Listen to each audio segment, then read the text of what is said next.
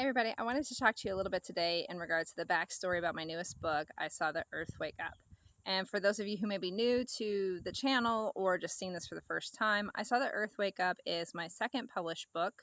My first published book was an adult faith-based book, and this is a children's faith-based book. I Saw the Earth Wake Up is actually available on bearindependent.com. So if you watch this video and want to check it out, go there to look at it. But here's a little bit about the backstory. So I Saw the Earth Wake Up and my first book, I both feel are very God-led books. I have said multiple times with my first book, and I've said multiple times with this book, that I don't feel like I was the author. I felt like Yah, or God, gave me the words and I put them on paper. And so this children's book, though, has a very different way that it came about than my first book. And I wanted to share that with you because I feel it's really important, because I feel like a lot of people get words placed on their heart that they're supposed to share, but they don't because of feeling inadequate. And so that's why I wanted to share this.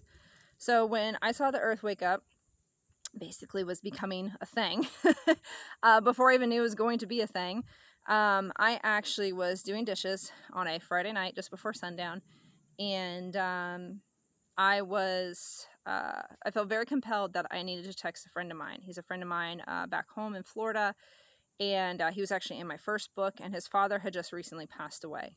So I texted him about his father, and some of it was stuff that I knew because of him being in my book, and then some of it, like, I definitely felt like I was not the one writing it.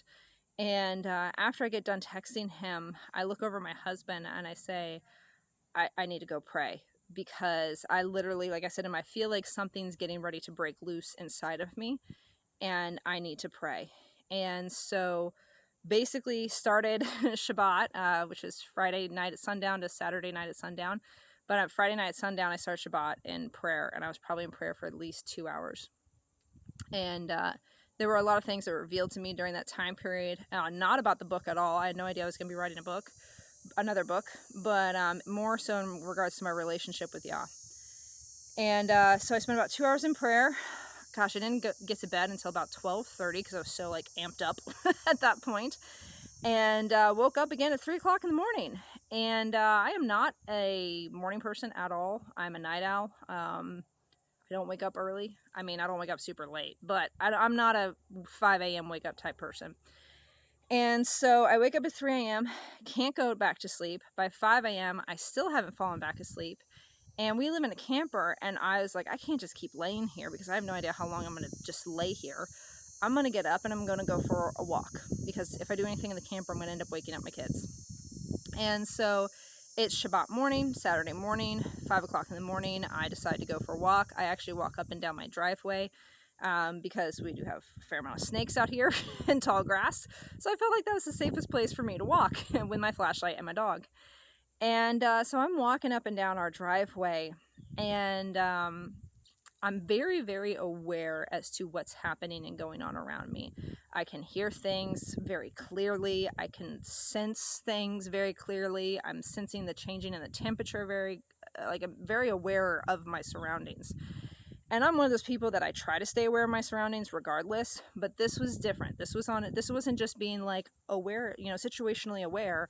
This was literally like my senses were overloaded with the ability to actually hear things and perceive things that I normally don't. And I walked in the dark for probably about half an hour, and that's when the sun started to rise.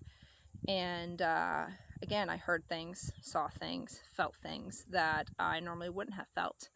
And I had my phone on me, and I love taking nature pictures. If you go on my Instagram, you'll see lots of nature pictures. And I started taking pictures of the things that I was witnessing, basically. And I walk around, and it's getting close. It's probably about 6:30 in the morning at this point. I'm still walking around. My family's still sleeping. And I walk back into my driveway after walking around our property taking pictures. And all of a sudden, these words started coming to me in relation to the pictures that I had been taking. And I ignored it the first time because I'm also just a person who likes writing in general. So I don't necessarily always think of it when words start popping into my head. And so I ignored it first, and I'm looking through the pictures, and then I hear the words again, like, but louder, and not audibly, but like in my head I hear them. And so I hear the words being spoken again, and I start hearing it, and then it starts making more sense. And then all of a sudden I hear more words. I was like, oh my gosh, I have got to write this down. So I literally just stand in my driveway, I pull up the notes section on my cell phone, and I just start writing. And I basically wrote down what I witnessed and what I heard and what I felt during that time period. And while I am a writer, I'm horrible at poems. Like, I'm not even gonna lie, I try to stay away from poetry.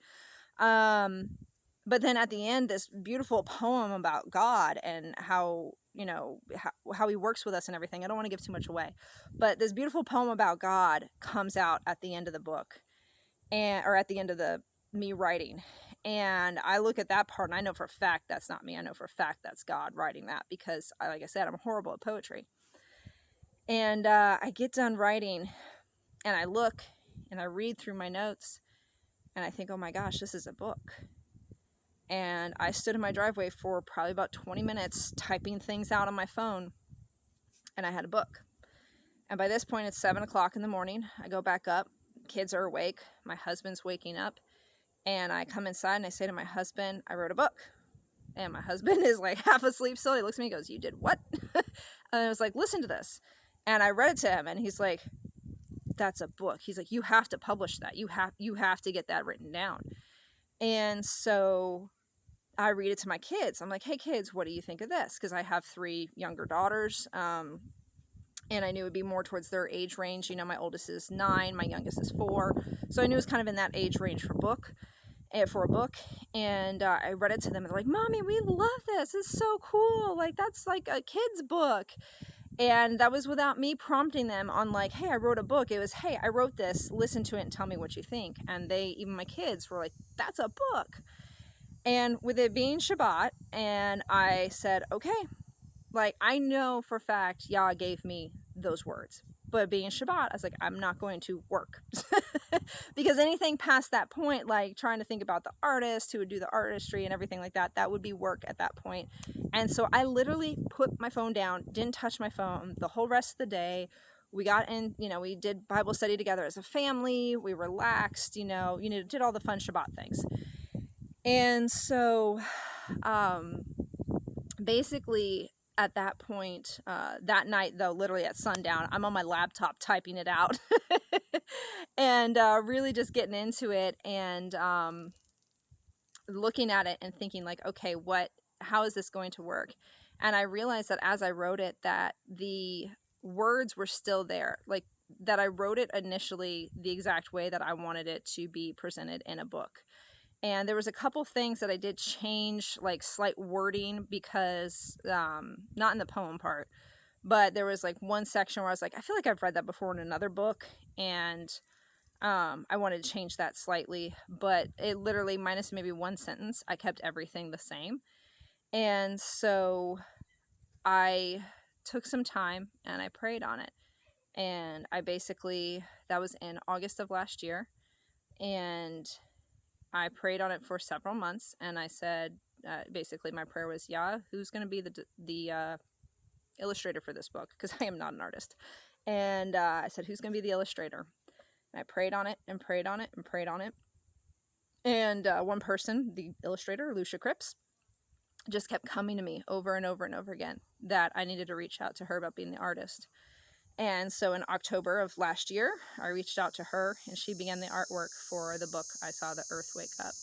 And I can't even tell you how incredible the artwork is. I basically gave her for each page, I gave her an idea of what I wanted.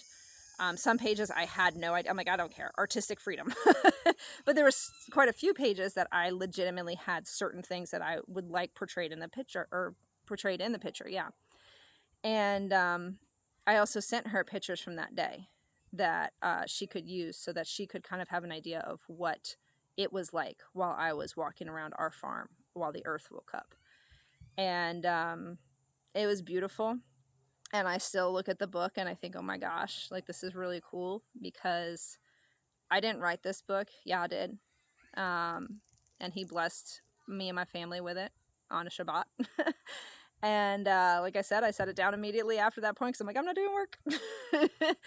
And but it was a beautiful moment for me. And it's been a year in the making, obviously, now, because we're in September. So she started artwork basically around October.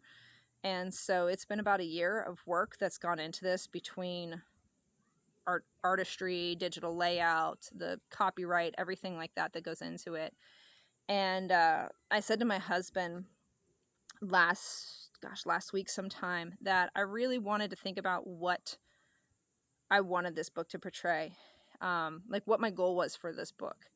And while the goal of the actual book, because there is scripture in the book as well, the goal of the book is to teach children about God, teach them about God. There are certain scriptural, not references, but certain, I can't think of the word. Certain things within scripture that I wanted to teach in this book. And again, that didn't necessarily come, like, it wasn't me being like, I want to teach this out of this book. It was more of, I prayed and I said, Yah, what do you want this book to teach? And that's when, like, certain elements within the Bible just kept, like, pounded into my brain. It's actually one of my favorite pictures of the book. Two of my favorite pictures of the book that help portray the biblical principles that I believe that Yah wanted to be taught through this book. And so there's that for children. Like, I want that to teach children. But outside of that, I said to my husband the other day, I was like, I feel like so many people get words placed on their heart. And it's Jeremiah, I think 33 or something like that talks about the words. You'll write a book with the words I place on your heart. Something along those lines. I'm probably mutilating that. Now, granted, I believe in Jeremiah, it's talking in regards to people rewriting the Torah, and, like kings and, things like that, rewriting the Torah so they know the Torah. But at the same time, I feel like even now, Yah is placing words on people's hearts, and it's our job to listen to it. And it may sound crazy, it may seem crazy sometimes, but I said to my husband last week that I want this book to teach children the biblical principles that Yah wanted taught through this book, but I also want to use this book to teach others that if Yah places something on your heart, if he places a word, no matter what it could be about homesteading, it could be about biblical principles, it could be about moving across country or something like that, whatever it is, if he's placing a word on your heart so strongly that you feel like you need to share it, then you should. And it doesn't necessarily mean that you're going to become a millionaire off of it or something like that, or New York Times bestseller or whatever. But there may be someone out there that needs to hear that word. And that's what I said to my husband with this book on a larger scale. I really want to encourage others to share the words that Yah has placed on their heart. And I'm hoping that I will be able to share that message with others outside of just this video. But, I've been praying on that and whatnot to help encourage others in their writing journeys. But there's that, and there's that side of it. And I really just want to encourage you, outside of, I pray that you buy the book, please support, because that'd be fantastic. But at the same time, if Yah's placing words on your heart, write them down. And it may not necessarily mean that you're going to publish a book today or tomorrow or in a year or anything like that, but maybe someday you will. And you need to keep those words written down, and you need to pray on it and ask him how he wants you to share those words.